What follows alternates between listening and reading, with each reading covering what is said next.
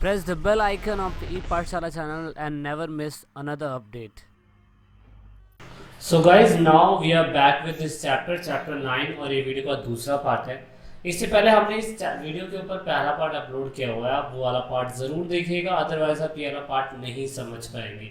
Chapter का नाम planning and sustainable development है। ये ज्योग्राफी का 9 चैप्टर है, इंडियन पीपल एंड पॉलिटिकल वाली बुक का। मेरा नाम विजय है और आप ई पाठशाला के चैनल को देख रहे हैं।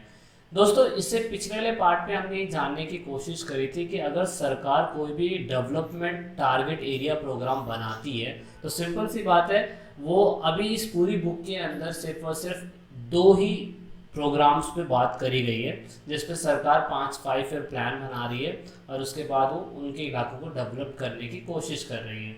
ठीक है, तो hill area development program and drought prone area development program, यहाँ पर सूखाग्रस्त क्षेत्र को विकास करने के कार्यक्रम से रिलेटेड बात हुई है।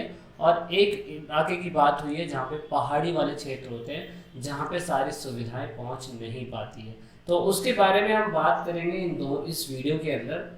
और आप देखेंगे सबसे पहले हिल एरिया डेवलपमेंट प्रोग्राम।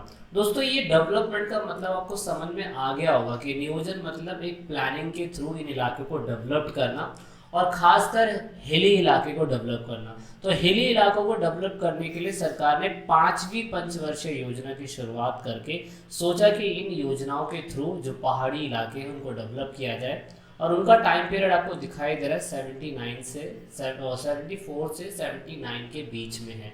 तो पहाड़ी जो डेवलपमेंट प्रोग्राम थे वो 5वीं पंचवर्षीय योजना के दौरान हुआ था। ठीक है, ये याद रखिएगा, पेपर में यही पूछा जाता है। और ये पूछा जाता है कि जो हिली एरिया डेवलपमेंट प्रोग्राम था वो किस सरकार के द्वारा हुआ या किस टाइम पीरियड के दौरान हुआ। तो इसमें आप कंफ्यूज मत होइएगा, अदरवाइज आप बहुत गलत लिख के आ सकते हैं। ठीक है ना, तो एक तो ये था। और फिर जब सरकार ने कहा कि जो हिली एरिया डेवलपमेंट प्रोग्राम चलाया जाएगा, तो उसने कहा कि जो हिल की जो 15 डिस्ट्रिक्ट है ना, लगभग उन 15 डिस्ट्रिक्ट को रैंडमली चुना गया।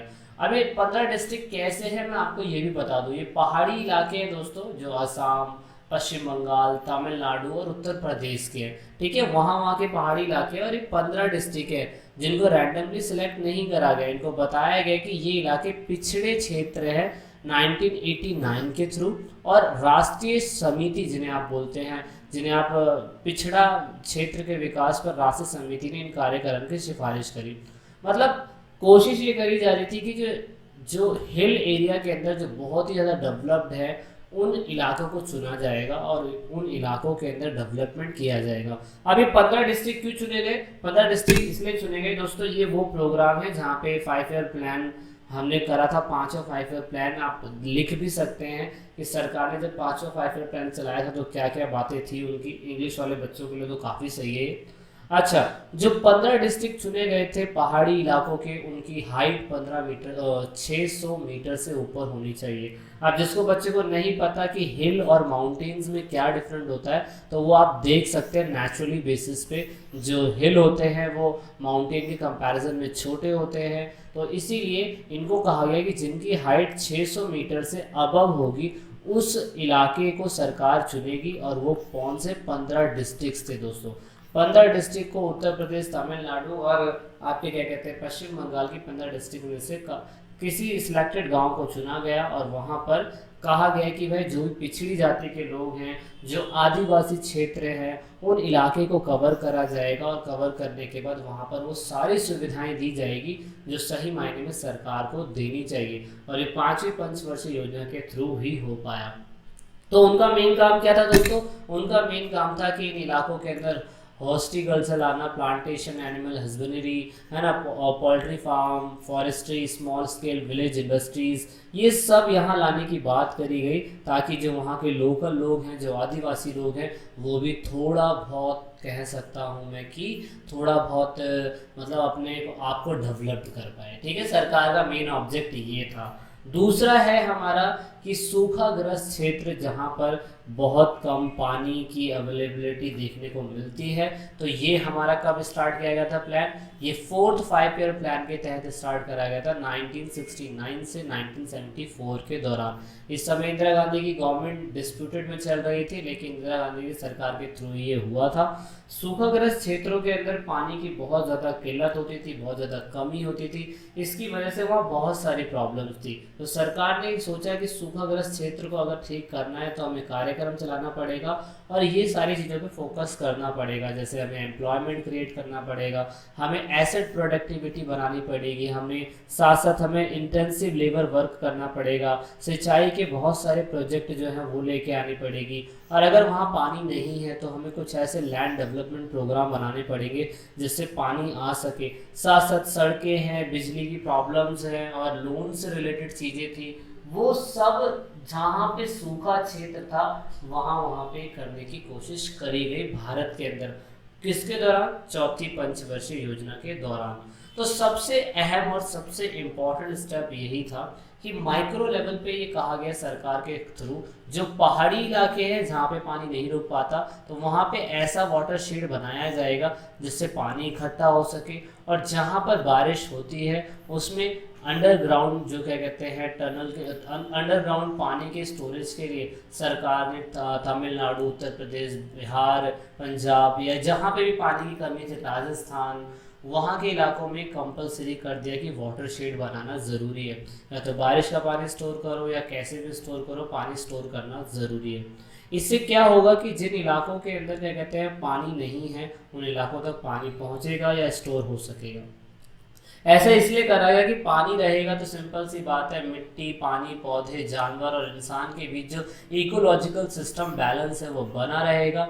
इसके लिए सरकार ने जो सूखाग्रस्त क्षेत्र है उसको कम से कम 1967 के अंदर 67 डिस्ट्रिक्ट को चुना गया। तो 67 डिस्ट्रिक्ट बहुत सारे हो सकते हैं, जिसमें भाई गुजरात है, राजस्थान है, पश्चिम बंगाल है, या महाराष्ट्र है, मध्य प्रदेश है, कर्नाटका है, तेलंगाना है, तमिलनाडु है, पंजाब, हरियाणा, उत्तर राजस्थान, ऐसे बहुत सारे इलाके हैं जहाँ पर क्या कहते हैं सरकार ने सूखाग्रस्त इलाकों को ठीक करने के लिए स्टेप लिए थे।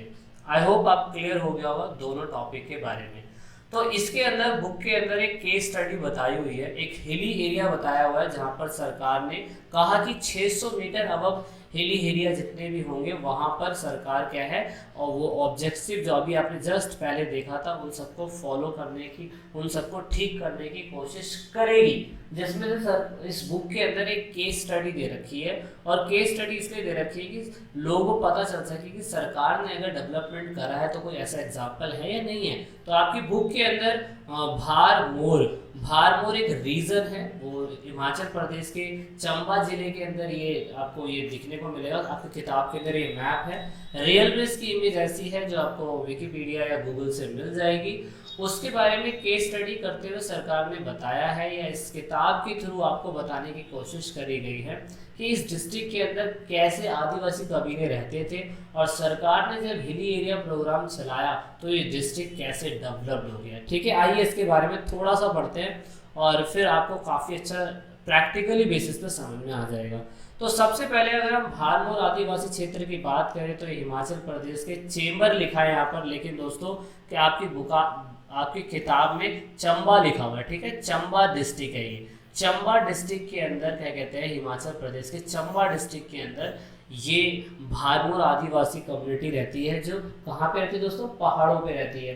पहाड़ों पे क्यों, क्योंकि वहाँ पे सुख सुविधाएं पहुँच नहीं पा रही थी, और आपको पता है सरकार ने वहाँ पे सुख सुविधा पहुँचाने के लिए कदम उठाए थे। ठीक है, तो यहाँ पे एक कम्युनिटी रहती है, उस कम्युनिटी का नाम था गादी कम्युनिटी। गादी कम्युनिटी, इसके बारे में आपने पहले भी अगर 10th क्लास में ध्यान हो तो पढ़ा हुआ है। ये कम्युनिटी, गादी कम्युनिटी जो है, ये कम्युनिटी पूरी तरीके से समय के हिसाब से ट्रांस ह्यूमन करती है, ट्रांस ह्यूमन प्रैक्टिस करती है। ट्रांस ह्यूमन का मतलब होता है ऋतु प्रवास। ऋतु प्रवास का मतलब होता है कि जब बारिश होगी तो इनका कहीं और पे शेल्टर होगा रहने के लिए, जब बारिश नहीं होगी, जब ठंड का मौसम होगा तो ये कहीं और जाएंगे। गादी कम्युनिटी के लोग अपनी भेड़ बकरियों को बहुत इंपॉर्टेंट एसेट मानते थे और इन्हीं से व्यापार करते थे। तो सरकार ने इनके लिए स्टेप लिया।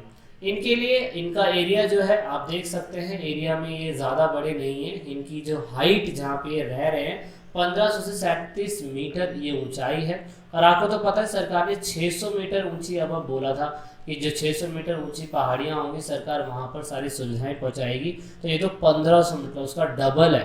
तो टोटल इनका जो एरिया है वो 1818 स्क्वायर किलोमीटर में फैला हुआ है।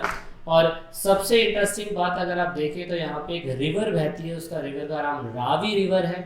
और उनके सहायक नदियाँ भी, जो सहायक नदियाँ होती हैं, सहायक ट्रिब्यूटरीज, वो इनकी मदद करती है खेती करने के लिए या जो भी काम यहाँ से हो सकती है वो सब।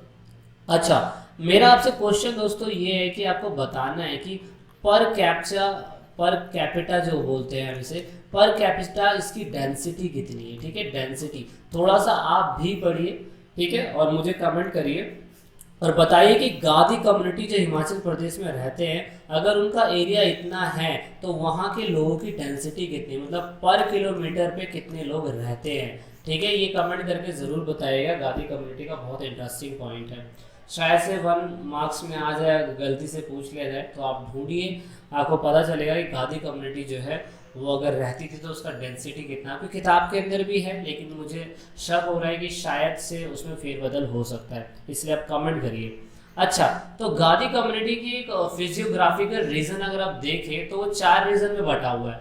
4 रीजन कौन से, एक तो होली आपको यहाँ दिखाई दे रहा है, आपको यहाँ पे कहानी एरिया दिखाई दे रहा है, आपको यहाँ पे कुर्दी एरिया दिखाई दे रहा है और यहाँ पे टुंगदा एरिया दिखाई दे रहा है। 4 एरिया के अंदर पूरा का पूरा जो रीजन है वो बटा हुआ है। और गादी कम्युनिटी या हिमाचल प्रदेश की जाति है, यहाँ पर भी बहुत सारी प्रॉब्लम समय समय के हिसाब से होती रहती है, जैसे खराब मौसम हो जाना, बेचारों को संसाधन ढंग से नहीं मिल पा रहे हैं, है ना, इन्वायरमेंट बहुत मतलब इनके लिए बहुत ज़्यादा फेवरेबल नहीं है, मतलब बहुत ज़्यादा इनके लिए सहायक में नहीं है ना।